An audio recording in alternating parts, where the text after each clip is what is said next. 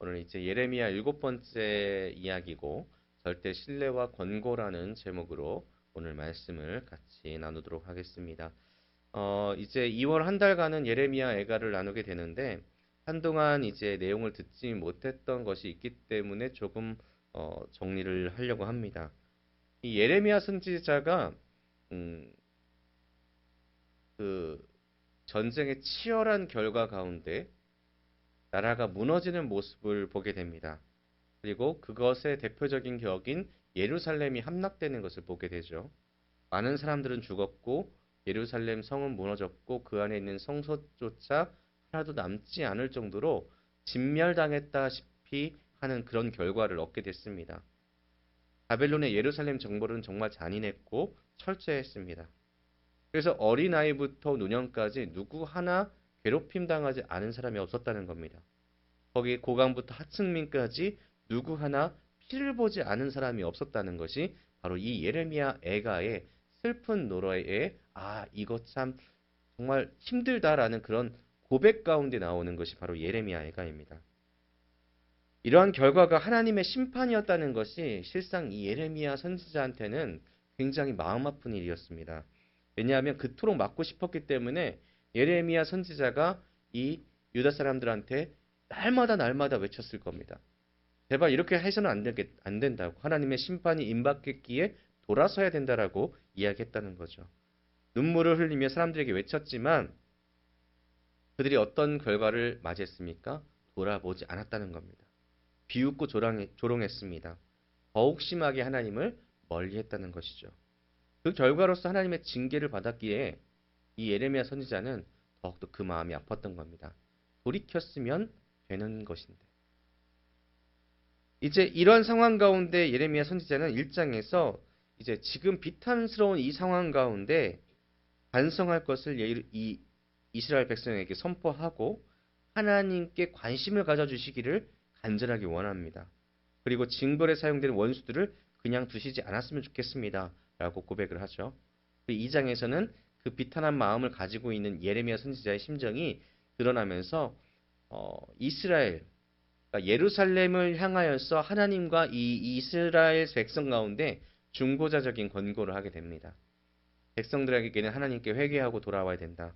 하나님만을 섬겨야 된다라고 말하고 하나님께는 1장의 내용과 동일하게 다시 한번 하나님의 백성을 돌아보실 것을 간절하게 요청하죠. 그리고 이제 오늘 본 3장의 전반부인 1절부터 23절에는 백성들에게 하나님의 징벌이 얼마나 철저하시고 그 징벌을 당하는 이는 결국 피할 수 없다는 것을 이렇게 보여주면서 그들에게 하나님 외에 경외할 것이 없다라고 선언을 합니다. 그래서 그 말씀 다음에 이제 오늘 말씀에서는 이 소망 되시는 하나님을 보여줍니다. 이제까지는 징벌에 의해서 비탄하고 슬퍼했던 그 예레미야 선지자의 모습을 보였다면은 오늘 말씀은 절대적으로 하나님 한 분을 바라봐야 되고 그분만이 소망이고 그분만을 신뢰해야 된다라고 이야기합니다. 아무리 처절하게 패망되고 모든 것이 부셔져 가는 그런 상황 가운데서도 하나님을 믿으며 따랐을 때에 그곳에 참된 소망이 있을 수 있다라고 하는 것이죠. 그래서 24절을 함께 보시면은 내 심령에 이르기를 여호와는 나의 기업이시니 그러므로 내가 그를 바라리라 하도다. 아멘. 여호와를 어떻게 표현하고 있냐면 나의 기업이라고 표현하고 있습니다. 예레미야 선지자 자신은 내가 지금 바라는 나의 모든 삶의 기업, 내가 가지고 세우는 모든 것은 하나님이시다. 우리가 보고 있는 개역개정에는 예레미야가 내 심령에 이르기를 이라고 해석하고 있는데 원문을 보면은 고백하는 주체가 바로 내 심령입니다. 그러니까 내 속 깊은 곳에서 고백하는 게 뭐냐? 여호와는 내 기업이십니다. 그렇기 때문에 내 모든 것들 가운데 내가 바라봐야 되는 내 모든 인생은 바로 하나님 외에 없다는 것이 예레미야 선지자의 고백이라는 겁니다. 나는 하나님만을 믿습니다. 이 고백입니다. 그렇다면 여호와께서 나의 기업이라는 뜻이 무엇이냐면 민수기 18장 20절을 보면 이런 말씀이 있습니다. 여호와께서 또 아론에게 이르시되 너는 이스라엘 자손의 땅에 기업도 없겠고 그들 중에 아무 분깃도 없을 것이나 내가 이스라엘 자손 중에 내 분깃이요 내 기업이니라. 제사장 아론과 그 레위 지파 사람들한테는 하나님께서 땅을 기업으로 주시지 않았습니다. 대신에 뭐라고 말씀하시냐면 내가 이스라엘 자손 중에 너의 분깃이요 내 기업이다. 내가 너의 모든 것이 되어 주겠다라고 말씀을 하시는 겁니다. 세상의 모든 것들이 주어지지 않더라도 내가 너의 기업이 된다는 것은 아무리 세상에 아무것도 없더라도 네가 손에 쥔 것이 없더라도 내가 그 모든 것을 이기게 하시겠다라는 하나님의 약속이란 거죠. 하나님만 믿고 의지할 때에 살아낼 수 있다라는 것을 알려주시는 것입니다. 그러니까 지금 예레미야 선지자가 하나님이 내 기업이십니다라고 고백하는 것은 하나님 없이는 나는 살 수 없습니다. 하나님이 계시기에 나는 살아갈 수 있습니다. 라고 고백하는 것입니다. 얼마나 아름다운 신앙입니까? 지금 내 주위에 있는 모든 내 민족과 모든 기업들은 패망하고 멸망하고 나라는 뿔뿔이 흩어집니다. 하지만 나는 여전히 소망을 가지고 희망을 갖는 것은 여호와께서 내 기업이시기 때문이라는 것입니다. 그러니 우리 또한 이러한 고백이 필요하다는 거죠. 아무리 힘들더라도 나는 여호와 하나님을 내 기업으로 삼고 주님께서 이 모든 것을 이기게 하실 줄 믿으며 살아가겠습니다. 이것이 우리에게 필요한 고백이라는 것입니다. 그리고 이 말씀 이후에 예레미야 선지자는 이스라엘 백성, 유다 백성에게 향하여서 권고를 합니다. 중보자적으로 하나님과 그 백성 사이 안에 이렇게 해야지만 다시 우리가 하나님께 나아갈 수 있습니다. 라고 이야기하는 겁니다. 첫 번째 권고는 잠잠히 여호와의 구원을 기다리십시오. 25절을 보시면 기다리는 자에게나 구하는 영혼들에게 여호와는 선하시도다. 백성들이 기다려야 하는 여호와 하나님께서는 선하시기에 그 선하신 여호와께서 지금 이 비판한 상황 가운데 있는 백성을 그냥 두시지 않으실 것이다 라는 것입니다. 지금 이 여호와의 선하심을 기대하고 있는 두 영혼들이 있습니다. 기다리는 자와 구하는 영혼들이 있죠. 이 기다림은 환난과 고난 중에서도 하나님께서 여전히 그 얼굴을 가리시는 중에서도 하나님의 구원과 소망을 기다리는 것을 의미하고요. 그리고 구하는 것은 무언가를 구조한다는 것이 아니라 찾고 요구하는 자에게 결국 하나님께서 그 얼굴을 비춰주실 것이다 라는 것입니다. 그래서 이어 나오는 27절, 28절은 26절을 보충하고 있는데 젊을 때에 힘이 있을 때에 그리고 그 이후에 시간 있는 때에 현재의 고난을 기다릴 수 있는 힘을 가지고 있는 좋은 시간이 있다는 것입니다. 그래서 아무리 주위 환경이 적막하고 외로워 보여도 내가 지금 겪고 있는 이 고난은 하나님이 주신 것이기에 하나님만이 이것을 해결해 주실 수 있으니 그 하나님의 구원을 기다리되 우리는 어떤 마음을 기다려야 되느냐면 하나님이 심판하셨을 때에는 분명하게 그 목적이 있고 원인이 있는데 그 원인은 나의 죄에 있고 그리고 그 목적은 죄를 극복하고 다시금 성장케 되는 것을 원하시기에 그 심판을 주신 것이기에 나는 인정하고 겸손히 회개하며 여호와의 구원을 기대하며 기다려야 된다는 것입니다. 여호와 하나님은 선하십니다. 그렇기에 반드시 그 기다리는 자에게 응답이 있으며 구하는 자에게 그 구함을 얻게 되는 역사를 일으키시는 분이시라는 것입니다. 두 번째 권고는 자신을 낮추고 욕을 당할 때에 겸허하게 수용하라라는 것입니다. 우리 같이 29절과 30절을 함께 읽어보겠습니다. 시작.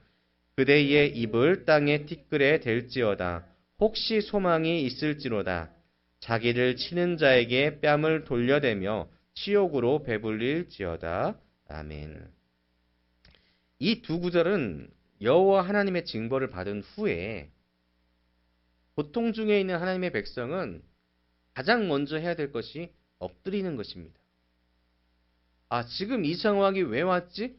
누군가를 막 책망하거나 아니면 원망하거나 불평불만하는 것이 아니라 가장 먼저 이 심판을 당한 유대 백성들이 해야 될 것.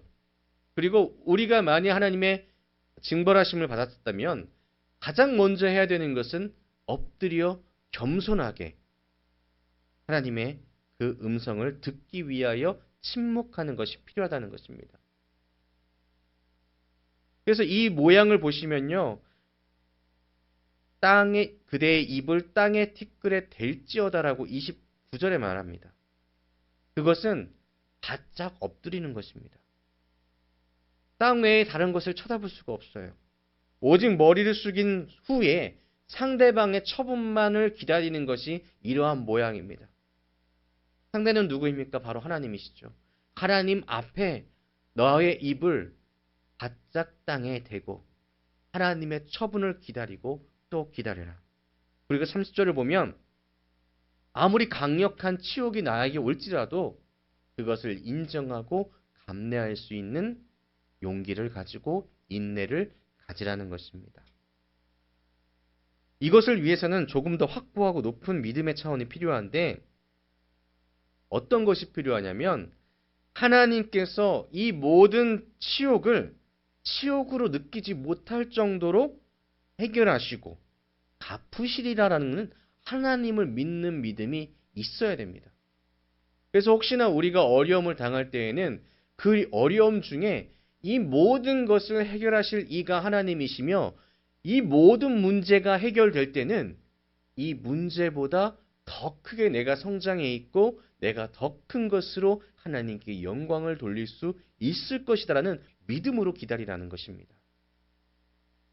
이제 세 번째 권고가 시작됩니다. 여호와의 자비와 공의에 대해서 확신하라는 겁니다. 근데 여기서 중요한 것은 여호와의 자비와 공의는 성격이 많이 다릅니다. 자비하심과 공의는 조금 다른데 두 번째 권고가 좀 밀접됩니다. 31절부터 33절을 제가 읽어드릴게요. 이는 주께서 영원하도록 버리지 아니하실 것이며 그가 비록 근심하게 하시나 그의 풍부한 인자하심에 따라 긍휼히 여기실 것임이라. 주께서 인생으로 고생하게 하시며 근심하게 하심은 본심이 아니시로다. 아멘. 31절을 보시면은 시적을 보면 이는으로 시작됩니다. 그러니까 이것은 바로 앞에 있었던 시련과 고난 중에도 그 징계를 겸허하게 받아야 되는 이유는 이제 31절에 이유는 주께서 영원하도록 버리지 아니하실 것이기 때문입니다. 라는 그런 의미가 되는 것이죠.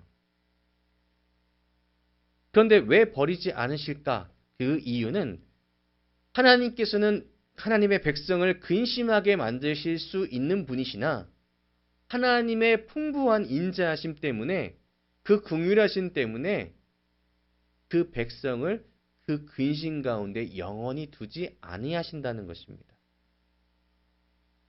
그리고 그것은 고생하게 하고 근심하게 하시는 것은 하나님의 본심이 아니라는 것이죠.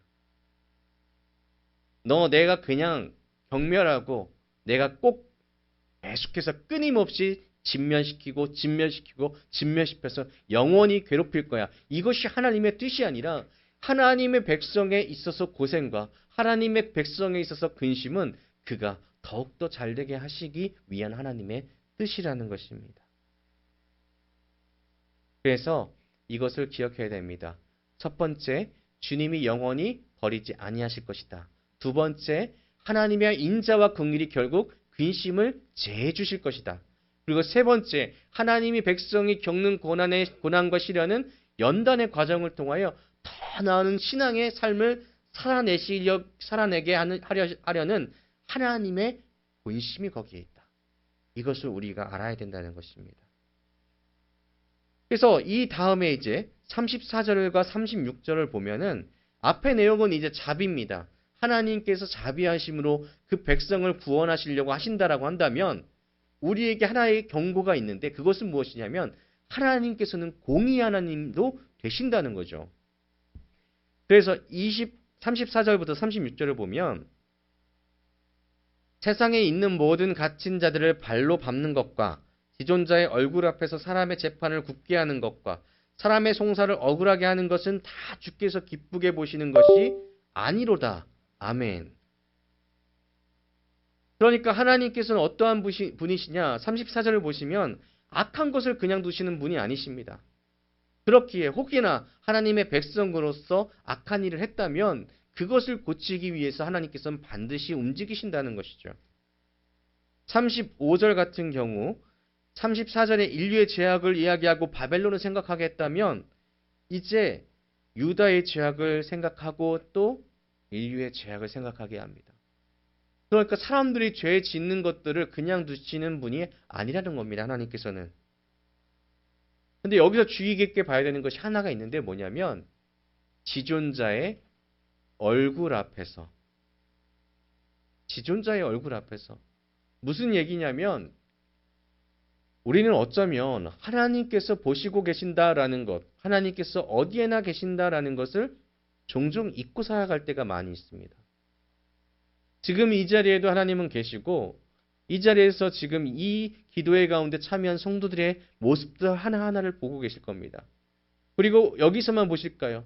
우리가 걸어 다시 돌아갈 때에 집안에서 내가 자유롭게 있는 그 모든 순간에도 하나님께서는 인생을 다 굽어 보십니다. 그렇기에 우리가 죄를 짓는다. 이것은 하나님 앞에서 죄를 짓는다라는 겁니다. 지존자의 얼굴 앞에서. 우리는 여호와 앞에서 숨길 수도 없고 피할 수도 없는 그러한 존재임을 기억해야 됩니다. 그래서 36절을 보시면 사람의 송사를 억울하게 하는 것은 다 주께서 기쁘게 보시는 것이 아니로다라고 말씀합니다.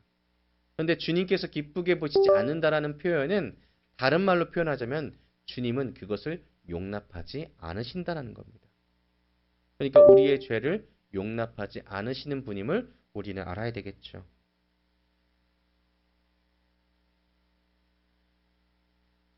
이 자비하심과 공의하심은 분명하게 두 가지를 알려줍니다. 하나는 우리가 짓는 죄로 인하여서 인류가 짓는 죄로 인하여서 우리가 고통받고 있다는 것은 사실입니다.